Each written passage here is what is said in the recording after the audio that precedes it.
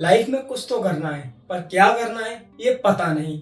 और इस कुछ को पता करते करते एक दिन वो लोगों की हीरो बन जाती हैं, रोल मॉडल बन जाती हैं। मैं बात कर रहा हूँ शेफ तरला दलाल की। हेलो एंड वेलकम, स्वागत है आप सभी लोगों का मेरे शो पर, जिसका नाम है शो फिल्मी है। तो आज मैं रिव्यू करूंगा आप लोगों के साथ मूवी तरला का। मेरी वीडियोस को यूं ही देखते रहें, उनको लाइक करें, शेयर करें और सब्सक्राइब करें। तो आइए शो को स्टार्ट करते हैं। मूवी तरला ये बायोपिक है शेफ तरला दलाल की, जो रिलीज हुई है ZEE5 के ऐप पर और इसकी ड्यूरेशन लगभग 2 घंटे 10 मिनट की है। ये कहानी शुरू होती है पुणे से, जहां तरला एक कॉलेज स्टूडेंट है और उन्हें लाइफ में क्या करना है ये उनको पता नहीं, बस पर ये जरूर सोचती हैं कि उन्हें लाइफ में कुछ करना है, और वो क्या करना है वो नहीं जानती हैं।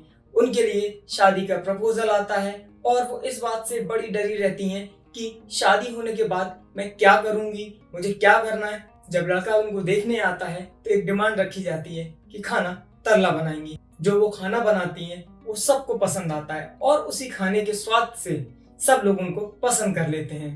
उनकी शादी होती है ननिन दलाल से, जो कि एक केमिकल फैक्ट्री में असिस्टेंट इंजीनियर हैं, और जिंदगी आगे बढ़ती है और वो अपनी जिंदगी में बिजी हो जाती हैं। पर एक दिन एक सीन ऐसा है इस मूवी का जहां पर कि बहुत इमोशनल तरीके से पिक्चराइज किया गया है। एक दिन उनके बेटे का बर्थडे आता है और जब वो कैंडल्स फूंक रहे होते हैं, तब बारी बारी से जब कैंडल बुझते हैं तो उनको लगता है कि उनकी जिंदगी के साल यूं ही बीत गए। क्या करना चाहती थी वो आज तक नहीं पता कर पाई। तब वो अपने पति से बात करती हैं और पति उनका हौसला बढ़ाता है और कहता है तुम जो फैसला लोगी मैं तुम्हारे साथ हूँ। तरला काफी अच्छा खाना बना लेती हैं और उनके पड़ोस में रहने वाली एक आंटी है जिनकी एक बेटी है और उसकी शादी होने वाली, पर वो खाना बनाना नहीं जानती है। तब एक दिन आंटी आती हैं और उससे बोलती हैं कि तुम इतना अच्छा खाना बनाती हो तो मेरी बेटी को भी सिखा दो, और तरला राजी हो जाती है, जिसके चलते उसकी शादी फिक्स हो जाती है। और इस बात का ढिंढोरा आंटी सब जगह फूंकती हैं कि मेरी बेटी को खाना बनाना तरला ने सिखाया। लड़की की शादी आती है, तरला अपनी फैमिली के साथ शादी में जाती हैं। तब शादी में बारी बारी से लोग उनसे पूछते हैं क्या आप तरला हैं, आप ही ने आंटी की बेटी को खाना बनाना सिखाया, क्या आप भी मेरी बेटी को सिखाएंगी। तब जाकर तरला को एहसास होता है कि खाना बनाना सिर्फ एक काम नहीं, आर्ट है। और उनके पति पूछते हैं कि क्या बात है, आज तो तुमने शादी में माहौल ही बना दिया, सब लोग तुमको ही पूछ रहे थे।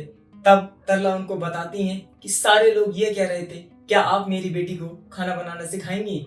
तब उनके पति कहते हैं क्यों नहीं, तुम जो भी करना चाहो करो, मैं तुम्हारे साथ हूँ, मैं तुमको पूरा सपोर्ट करूंगा। और इस बात का एहसास उनको तब होता है कि उनके पास एक हुनर है जो वो लोगों को बांट सकती हैं। तब ऐसे शुरू होती है तरला कुकिंग क्लासेस। वो अपनी सोसाइटी में रहने वाली लेडीज को खाना बनाना सिखाती हैं और धीरे धीरे करके लोगों का हुजूम बढ़ता जाता है। तब सोसाइटी वाले परेशान हो जाते हैं, कहते हैं कि ये तो रोज का ही हो गया तमाशा, लोगों की भीड़ और डिस्टरबेंस होने लगता है। तब सोसाइटी वाले उनके अगेंस्ट कंप्लेन करते हैं सेक्रेटरी से, और सेक्रेटरी इस बात के लिए उनको अप्रूवल नहीं देते हैं कि वो अपनी क्लासेस यहाँ चलाएं। और अपनी क्लासेस से उन्होंने जो नाम कमाया था, ऐसा लगा उनको एक पल में कि सब कुछ बिखर गया। एक बम फूटता है उनकी कुकिंग क्लासेस बंद होने का, और दूसरा बम फूटता है उनकी पति की लाइफ में, जहां वो फैक्ट्री की स्ट्राइक की वजह से अपनी नौकरी गवा देते हैं और घर से ही धीरे धीरे स्ट्रगल चालू करते हैं, जॉब्स के लिए अप्लाई करते हैं। तब उनके पति उनसे मजाक मजाक में एक दिन कहती हैं कि जब तुम कुकिंग इतनी अच्छी कर लेती हो तो बुक्स क्यों नहीं लिखती। तब वो कहती हैं मैं और बुक्स, तो वो कहते तुम बनाओ मैं लिखूंगा। और इस तरह उनके हस्बैंड उनकी बुक लिखने में काफी सपोर्ट करते हैं। और एक दिन वो पब्लिशर के पास जाती हैं, तब पब्लिशर उनका बड़ा मजाक उड़ाता है और उनसे कहता मैडम जो बिकता है हम सिर्फ वही छापते हैं, हर चीज नहीं बिकती। तब तरला खून का खून पीकर घर लौट आती हैं और हस्बैंड से बोलती हैं अब क्या। तो हस्बैंड उनके बोलते हैं घबराओ मत, मैं तुम्हें सपोर्ट करूंगा, मैं तुम्हारा पब्लिशर बनूंगा। तब उनके हस्बैंड अपनी सारी सेविंग्स, अपनी प्रोविडेंट फंड और एफडीज तोड़वाकर वो बुक पब्लिश कराते हैं। बुक्स पब्लिश तो होती हैं पर मार्केट में सर्कुलेट नहीं होती हैं, क्योंकि तरला सिर्फ शेफ थी, कोई मार्केटिंग गुरु नहीं, और बुक्स का अंबार घर में लग जाता है। और एक दिन वो भी आता है जब तरला वो सारी बुक्स रद्दी वाले को उठा के भेज देती। उनके हस्बैंड उनको काफी मनाते हैं कि ये बुक्स मत बेचो, पर वो नहीं मानती। और उसी शाम वो एक रेस्टोरेंट में जाते हैं फैमिली के साथ डिनर करने। और जब वो डिश खाते हैं तो उनको ऐसा लगता है कि डिश कहीं ना कहीं हमने खाई है। तब वो शेफ को बुलाती हैं और पूछती हैं ये डिश तुमने कहाँ सीखी। तो वो कहता है ये तो मैंने खुद इन्वेंट की है।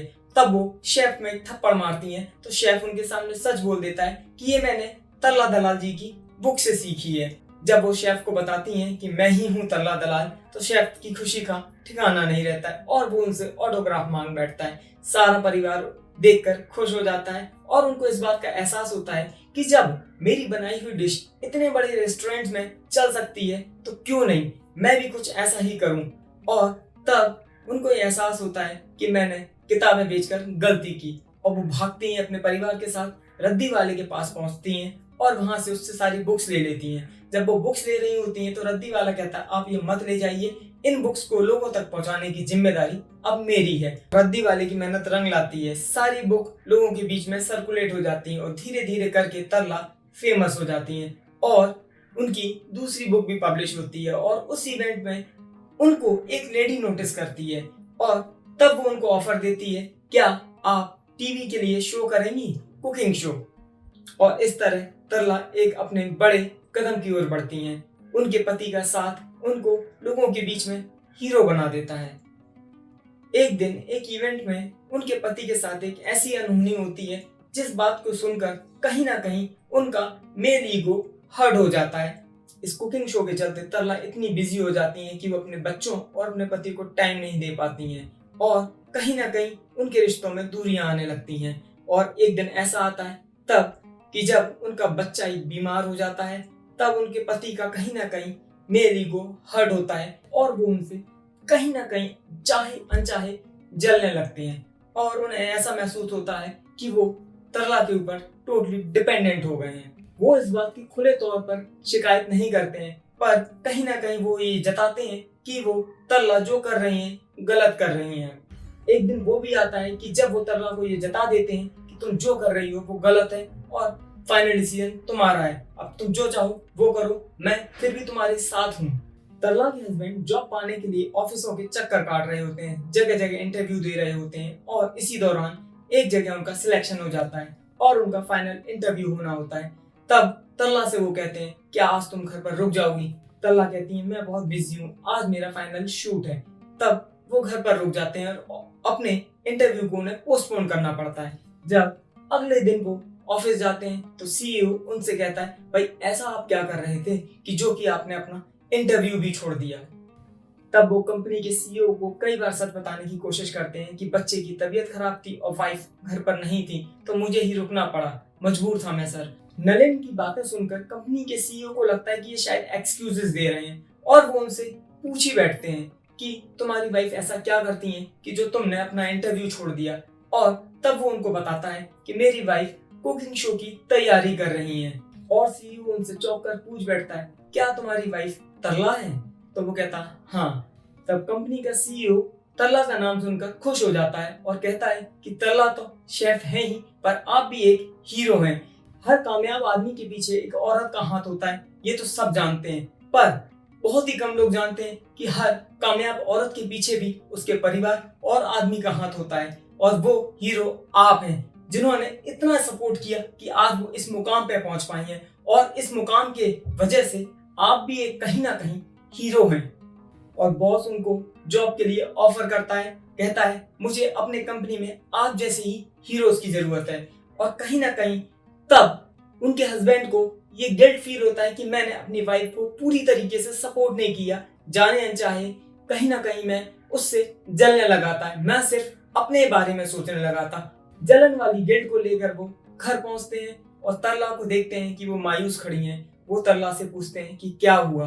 तरला कहती है मैंने अपने कुकिंग शो के लिए मना कर दिया।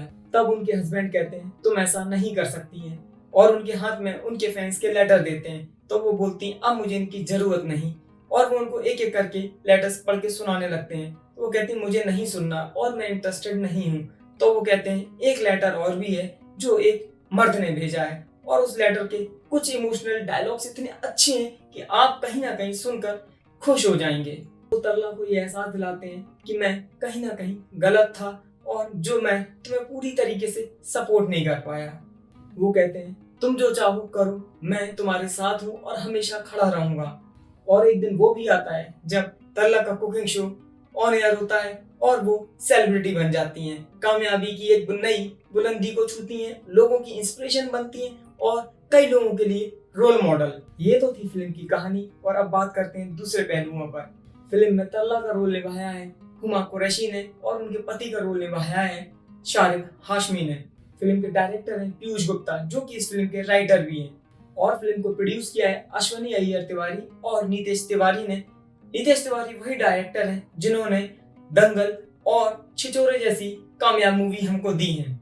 अब बात करते हैं एक्टिंग की, तो तरला का रोल निभाया है हुमा ने, जो कहीं ना कहीं अपने रोल में जस्टिस करती हुई दिखी और फिट बैठी हैं। उनके हस्बैंड के रोल में शारिक भी बहुत जचे हैं। दोनों लोगों की केमिस्ट्री देखने लायक है और स्पेशली वो एंड का सीन जब शारिक उनके पास आते हैं और उनसे माफी मांगते हैं और जब दोनों एक दूसरे के गले मिलते हैं, वो सीन अपने आप में एक इतना इमोशनल सीन है पूरी फिल्म का कि आप देखकर खुश हो जाएंगे। मूवी एक बायोपिक है और वो रियल स्टोरी से इंस्पायर्ड है। कहानी ठीक ठाक है, फ्लैट सी लगती है, कहीं कहीं आपको कुछ सीन ऐसे लगेंगे कि कुछ लंबे हो गए और बीच में थोड़ी स्लो होती है। एंड में आते आते फिल्म कहीं ना कहीं अपने आप को संभालती है। बट मैं ये नहीं कहूंगा कि मूवी खराब है, आप उसको देख सकते हैं, वर्थ है एक बार देखने लायक।